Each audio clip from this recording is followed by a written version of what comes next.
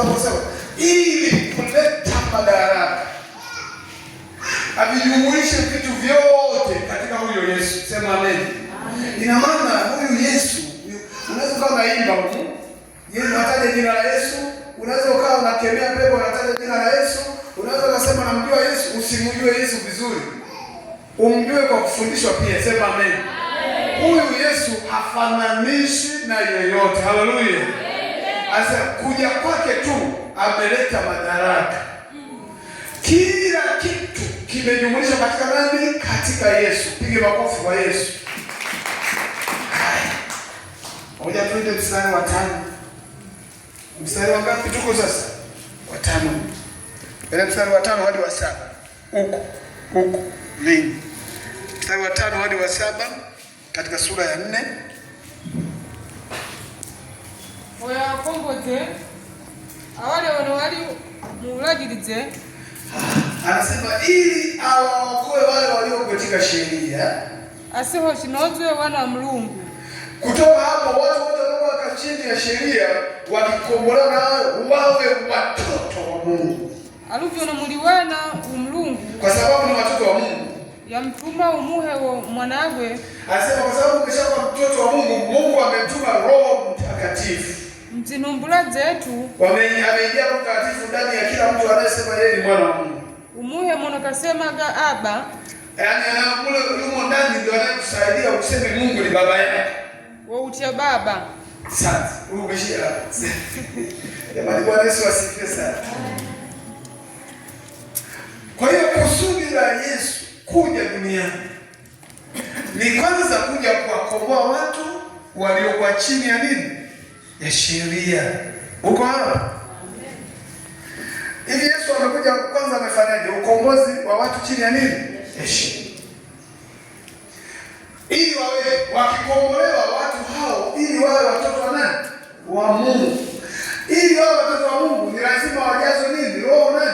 Mtakatifu ndani. Huyo Roho ndani akiwepo atawasaidia hao kulia Aba, yani Baba. Umeona Mungu anavyokupenda. Sema amen. Amen. Yaani sasa Mungu anapenda wewe. Mungu, unajua hao walikuwa wanaabudu kwa sheria. Pengine sio wana Mungu, wanaabudu kwa sheria, hawana Roho Mtakatifu. Kristo akaja kuzaliwa na mwanamke ili atutoe kwenye ile taratibu kawaida ya ulimwengu, ili tuwe watoto wa Mungu. Tukiwa watoto wa Mungu aweke Roho Mtakatifu ndani. Na ndio maana leo unakuta kuna fundisho linasema hivi, ujazo wa nini? Wa Roho Mtakatifu. Bwana Yesu asifiwe. Hata kama nikiuliza nani amejaa Roho Mtakatifu, anyoshe mkono juu. Aliyejaa Roho Mtakatifu, aliye na Roho Mtakatifu ndani mwake. Bwana Yesu asifiwe sana. Umeona? Kwa hiyo akawaambia nini? Mjue kabisa huyu Yesu amekuja kukomboa watu kutoka katika hiyo hali, halafu na kuwaweka katika kuwa watoto wa Mungu. Umesoma mstari mpaka wangapi? Iko wa 7 mwisho. Wa 7 pekee mwisho. Mstari wa 7.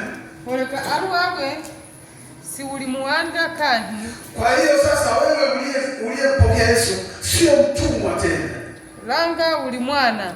Sasa wewe ni mtoto. Na vyono uli mwana, kwa kuwa ni mtoto, oleka kuzibochera zose zono umulungu yawawichie iwanagwe. Baada ya kumpokea Yesu, wewe sio mtumwa tena. Piga makofi kwa Yesu. Wewe ni mtoto wa Mungu. Kwa sababu ni mtoto wa Mungu, anasema utapokea yote ambayo Mungu ameandalia watoto wake. Kwa hiyo ni kigogo. Kiswahili kusoma kwa sababu moja kwa somo. Kama ni hivyo, wewe si mtumwa tena. Wewe si mtumwa tena, bali u mwana. Sawa? Na kama u mwana, basi umrithi kwa Mungu. Sawa. Bwana Yesu asifiwe sana. Ukimpata Yesu kwa Bwana Mwokozi wako, wewe sio nani? Sio mtumwa tena, bali umekuwa nani? Mwana. Na kama umekuwa mwana, unajazwa nini? Roho Mtakatifu. na kama umejazwa Roho Mtakatifu utakuwa nani? Mrithi. Ijapo sasa hivi ndio ile aliyoanzia kwamba wakati unapokuwa haujafika, mrithi anaonekana kama hana kitu. Yaani sasa hivi wewe unapokuwa hapa duniani unaonekana kama vile hata mwingine anaweza kukudharau tu. Kaambia ukole una nini? Mna nini sasa kwanza? Ni kama vile mtoto mdogo anayetaka kulisi kwa baba yake. Mwanawe yule ni mdogo Ima. Ile Ima mabegi yote ya nguo waweza kwako wewe, ya kwake. Bwana Yesu asifiwe sana. Kila ulichonacho fedha benki kama unazo, imradi utaje tu account number iwepo, aijuaje uko mbele ni zake, ila sasa hivi hawezi kusema zake. Na Biblia inatufundisha kwamba baada ya kuacha kawaida ya ulimwengu ukampata huyu Yesu kwa Bwana Mwokozi, sasa umekuwa mwana. Haijatosha mwana, umejazwa Roho Mtakatifu. Kama umejazwa Roho Mtakatifu umewekwa kuwa mrithi. Ijapo sasa unaonekana kama huna kitu, sema amen. Piga makofi kwa Yesu. Hayo ndio mafundisho ya Biblia. Hasa wanasema kutarithi vyote ambavyo Mungu amewaandalia watoto wake. Kama ukiambia leo utarithi uzima wa mwili, uzima wa roho, utarithi baraka, utarithi ulinzi, utarithi chochote ndivyo ulivyo, sema amen. Haleluya. Kitabu kingine kinachozungumza hapo ni Warumi 8 mstari wa 15 hadi 17. Sasa hivi ni mingi, nikimwambia Jose asome Warumi 8:15 hadi 17. Hebu some. Warumi 8:15-17. Kwa kuwa hamkupokea tena roho wa utumwa iletayo hofu, bali mlipokea roho ya kufanywa wana, ambayo kwa hiyo twalia Aba, yaani Baba.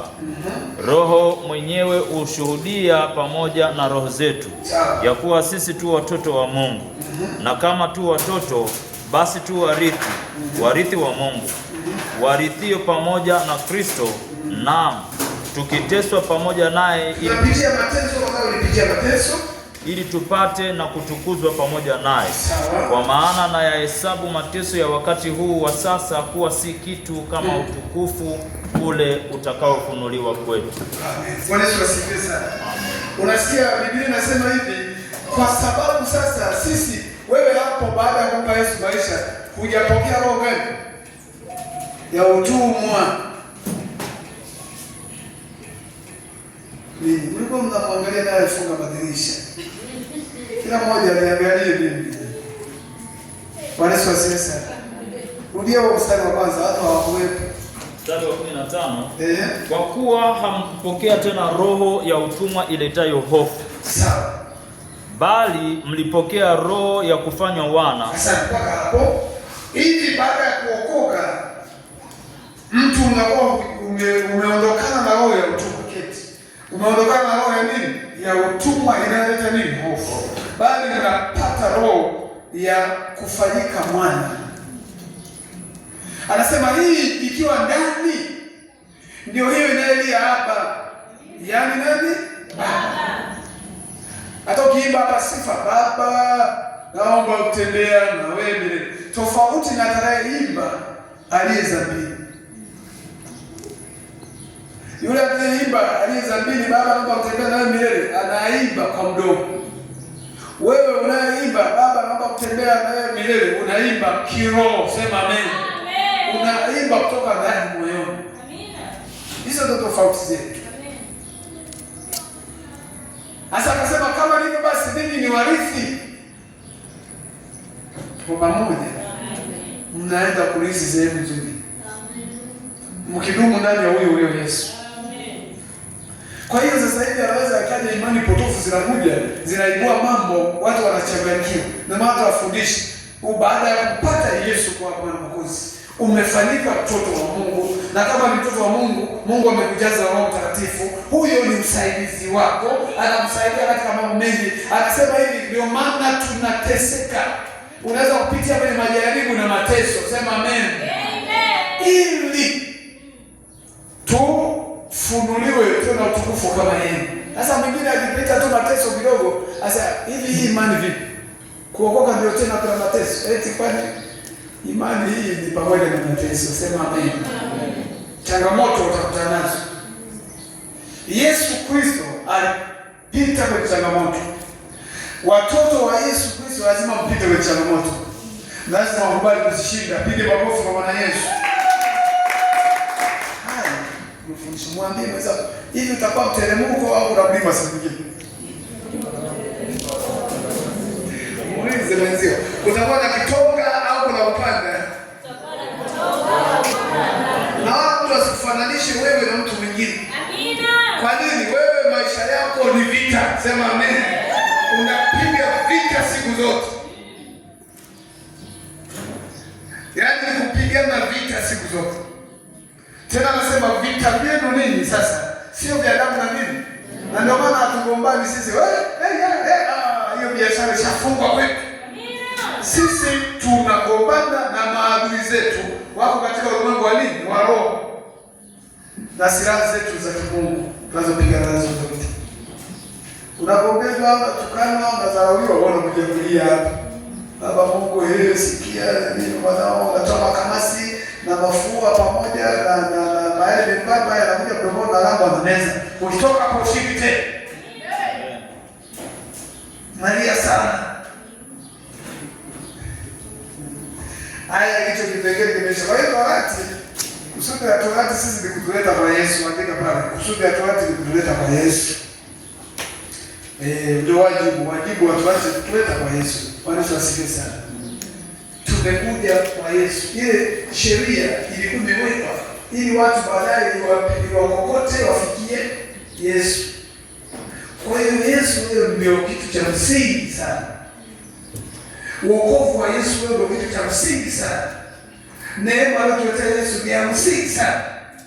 Kuliko tuletee kitu ambacho hakipo. Mtu mmoja aje mnaingia kanisani amjafunga vile mama vile. Yaani unatuletea kitu kingine sana, unatuletea kitu kingine sana. Ndio wanasemaje? Kwa kanisani babu.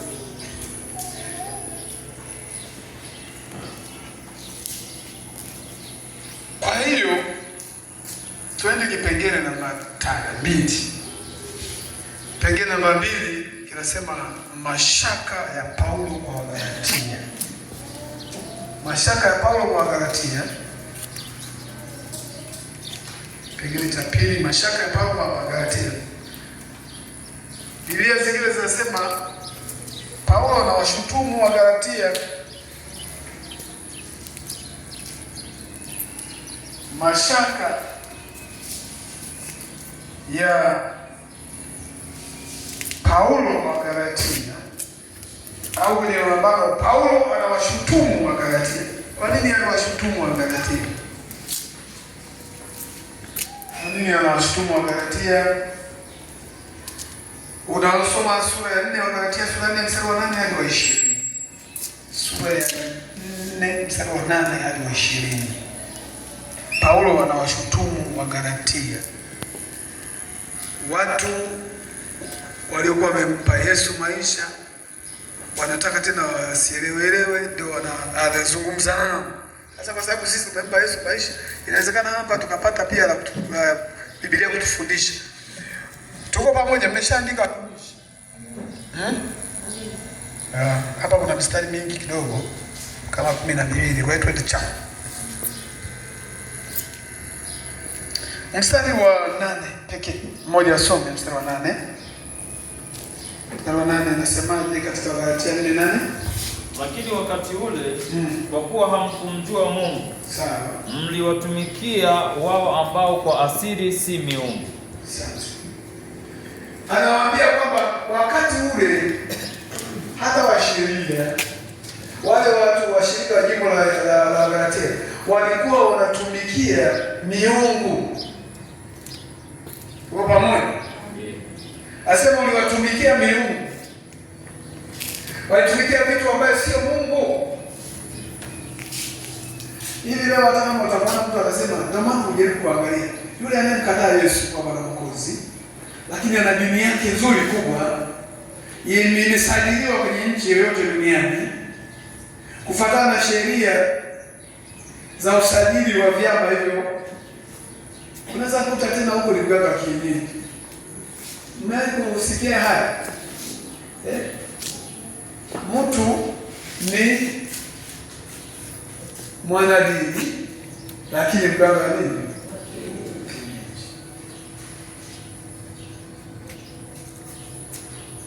Mtu anasema namtumikia Mungu lakini kumbe anatumikia miungu. Kwa hiyo kaambia ninyi mjue kabisa mlitumikia miungu. Mstari wa 8, mstari wa 9 nasemaje? Wakati 4:9. Bali sasa mkiisha kumjua Mungu au zaidi kujulikana na Mungu, kwa nini kuyarejea tena mafundisho ya kwanza yaliyo manyonge, yenye upungufu, ambayo mnataka kuyatumikia tena? Bwana Yesu asifiwe sana. Tunakuja mtu umekwisha, leo unakuta ugomvi wa washarika na kuwalayegalega bila kujua anakula wapi neno linafundishwa na nani. Hiyo watu wengine hawajui. Sasa hapa Paulo alikuwa anawaambia mkiisha kumjua Mungu, yaani tena kuyarejea mafundisho manyonge. Jamani, si ndio ameandika hivyo? Mkiisha kumjua Yesu, ukishapata wokovu, wewe huna sababu, huna haja ya kurejea mafundisho manyonge. Sisi kama ameita hivi mafundisho nini? Leo mimi niwaanze kujifundisha kwamba kushika tunakuta huko mbele sisi kuhusu nini ya sheria zile za labda za Torati. Anasema nini? Muda wake umefungwa. Torati ilikuwa inatukokota itulete kwa Yesu. Ukimpata Yesu Kristo, upaswi tena kurejea mafundisho. Labda usome tena. Na hata naona nafuatia kwenye Biblia. Soma tena mstari wa 9. Mstari wa 9.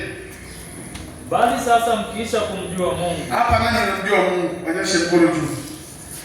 Yaani mimi nilishamjua Mungu. Yaani mwenye uhakika kwamba mimi nilishamjua Mungu. Nikaribia wote, si ndio? Haya, mkiisha kumjua Mungu, twende.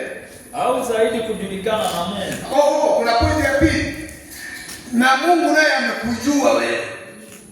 Yaani wewe umemjua Mungu na unawataka kwamba na Mungu naye anakujua nani? Wewe. Hizo sifa mbili. Wewe unamjua Mungu na Mungu amekujua wewe. Au Mungu amekujua wewe na wewe umemjua yeye. Hizo ni sifa hizo. Basi kama ni sura hiyo, unamjua Mungu, Mungu amekujua wewe. Inakuja pale jambo.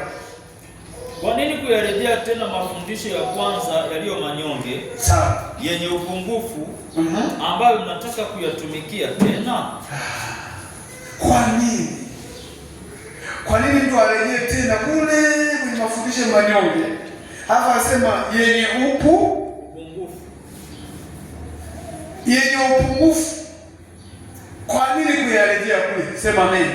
Kwa lugha nyingine ni vipi? Aliyemjua Mungu na kujulikana kwa Mungu, huyo ana sababu leo ya kufuata mafundisho yenye upungufu. Mafundisho yenye upungufu waachie watu ambao bado hawajamjua Yesu. Pige makofi kwa Yesu. Mafundisho yaliyo kamili yanapaswa yawe ndio mafundisho yako, ikiwe chakula chako. Bwana Yesu asifiwe. Amen.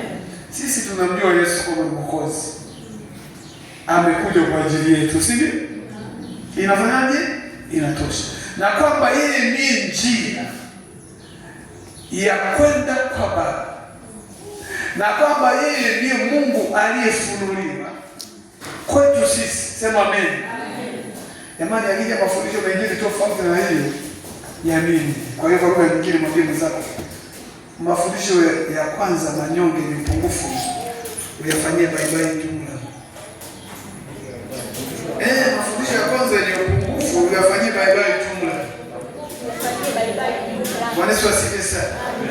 Alafu mwambie jihadhari na imani za sasa zinazokuja na mafundisho ya zitii imani za sasa zitakazofundisha sawa na Biblia. Pigie Bwana Yesu makofi mengi. Kwa watu Biblia yani haikumsupport wale watu tena kufuata mafundisho ya Mungu. Tuko mstari wa 10.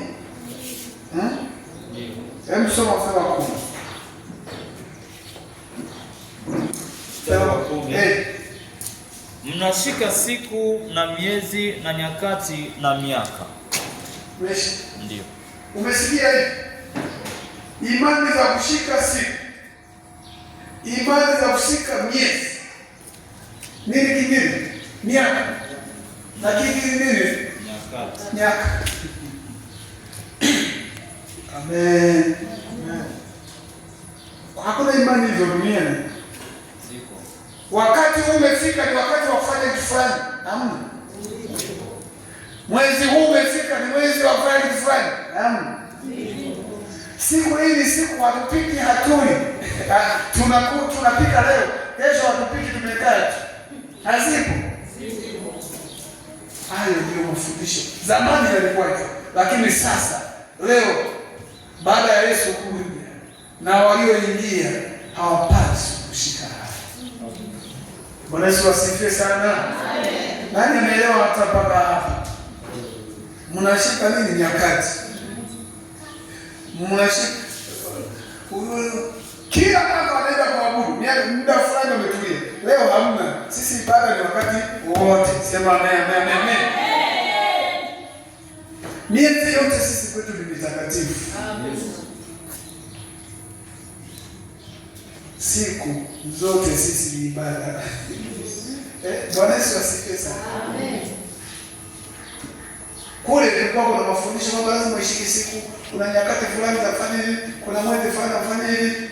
Mnashika siku, mnashika miezi, mnashika nyakati. Hivi haya ni mafundisho. Leo hii baada ya Yesu kuja, ni mafundisho nini?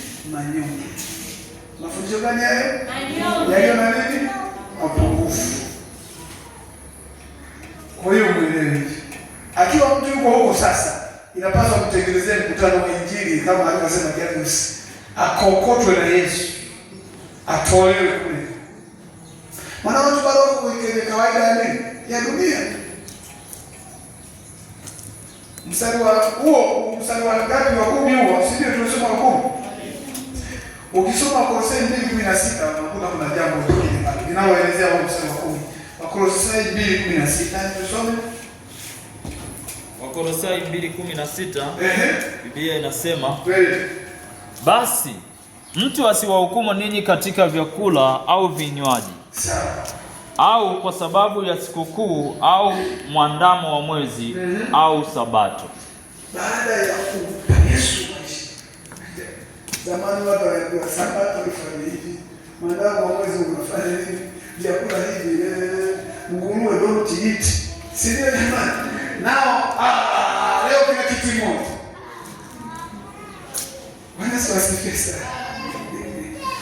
Simona zambi ilikuwa hivyo kwamba vyakula fulani vile fulani nini na nini. Lakini leo nani hapa huwa anakula kitimoto? Nani anakula kitimoto? Unaweza kuulizwa kwa nini Biblia yenu inasema msile? Mbona leo mnakula? Bila kukaa darasani kama hivi, unakuta unaanza kusikia kizunguzungu. Kwani Biblia inasema na hapa inasema. Unaanza kujipingiza kwenye mawazo. Baadaye unakuwa sijui bwana anachanganyikiwa. Kidogo isaliti imani. Ni Mungu anakusaidia. Basi unaona mambo yanachanganya. Mambo hayachangani, pige makofi kwa Yesu. Kipindi kile kimefungwa, leo Bwana Yesu Kristo ndiye Bwana na Mwokozi. Haleluya. Mtu wewe msitani. Kama utoshi na kuongeza na mwingine. Kolosai 2:16. Basi mtu asiwahukumu ninyi katika vyakula au vinywaji. Umeokoka wewe Domitili. Anakuja mtu anakuhukumu kwa vyakula au vinywaji. Au kwa sababu ya sikukuu au mwandamo wa mwezi au sabato. Unaona hivi leo havipo huko na hajatawala huko. Umeandama mwezi.